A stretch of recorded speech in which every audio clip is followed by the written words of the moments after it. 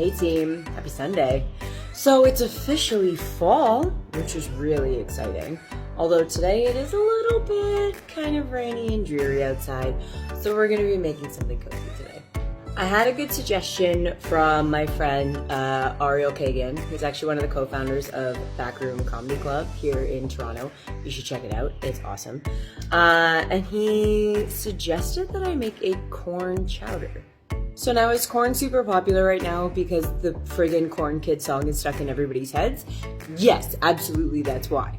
But it's also because corn is just at the very end of its peak season right now.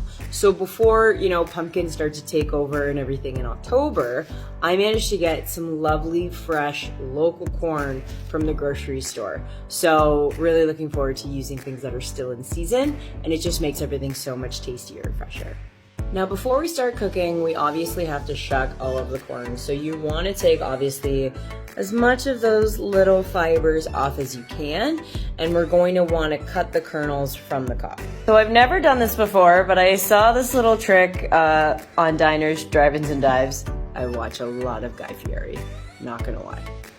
And so what we can do is that we can actually place the corn up here, and as we cut down, it's gonna fall into the bowl as opposed to going all over the place. So let's see if this actually works. I don't know.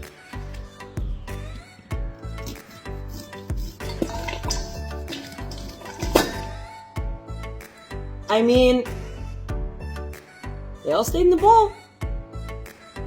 It's another trick.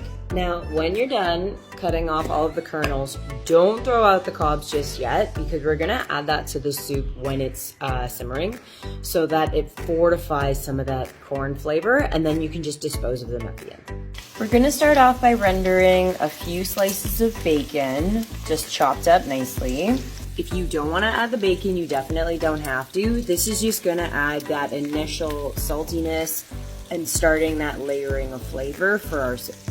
Okay, so we've sifted out the bacon. We added in just a touch more butter, because then it gives it a little bit more to sort of cook down with.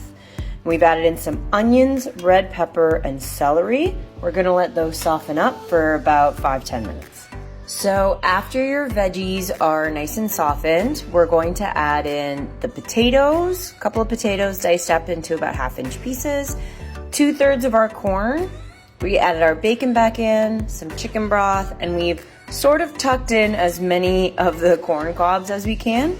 And we're gonna let this simmer with some salt, pepper, and a few bay leaves for about 15-20 minutes to let everything soften together. But Elisa, I thought chowders were supposed to be like creamy and rich. Yours looks really brothy. Don't worry, we're getting there. To a blender, we're gonna add the rest of the corn that you had chopped up and about 2 cups or so of milk.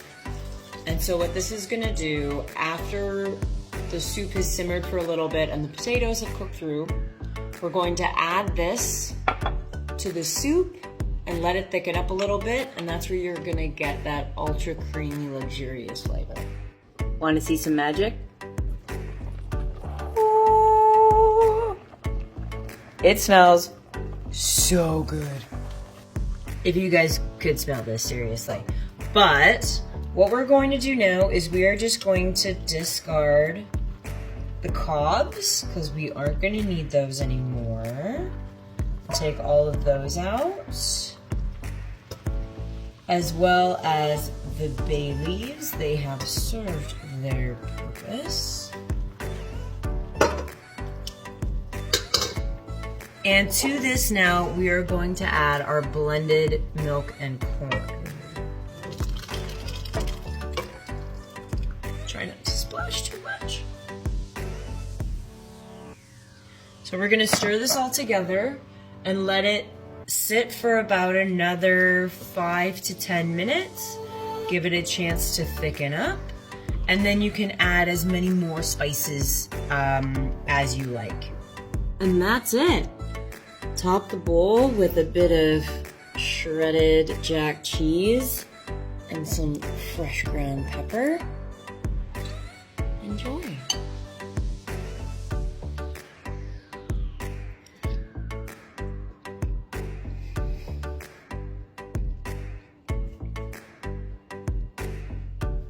It's so good. Have a good night.